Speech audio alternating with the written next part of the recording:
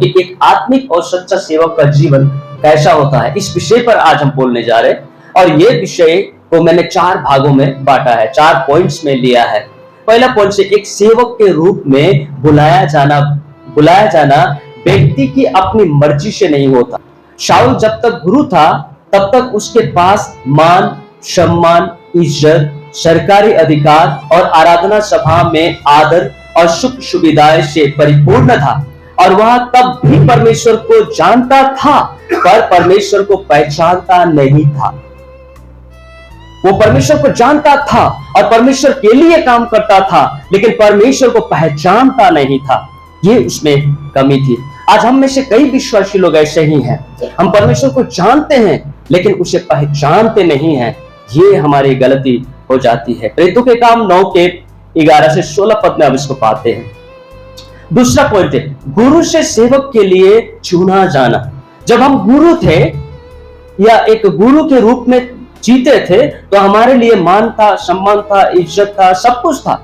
लेकिन जैसे ही हम सेवक के रूप में चुने गए, हम क्या बन गए? हम सेवक बन गए। हम सेवक बन गए। सेवक का मतलब क्या है? दूसरों की सेवा करना।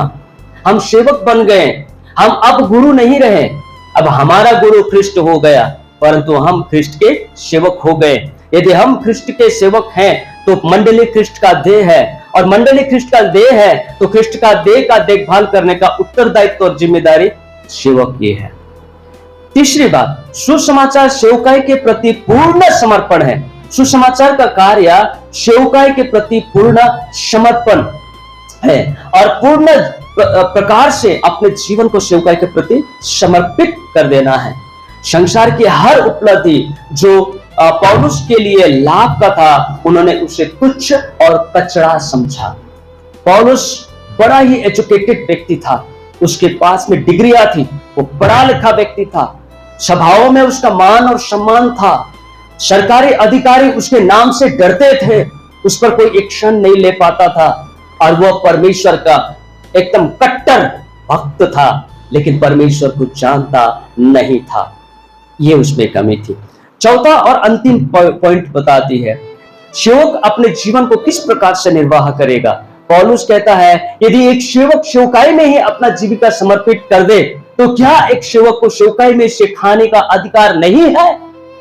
तो फिर उसका जीविका कैसे चलेगा यदि वो सेवकाई में से अपने लिए ना इस्तेमाल करे, अपने लिए ना प्रयोग करे, तो उसका जीविका कैसे चलेगा?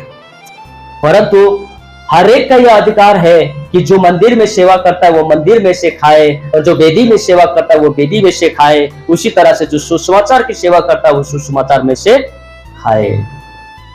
सो इसलिए प्रियो, एक और जिम्मेदारी मंडली का बनता है, वो जिम्मेदारी है अपने सेवक की आवश्यकताओं को पूर्ण करना।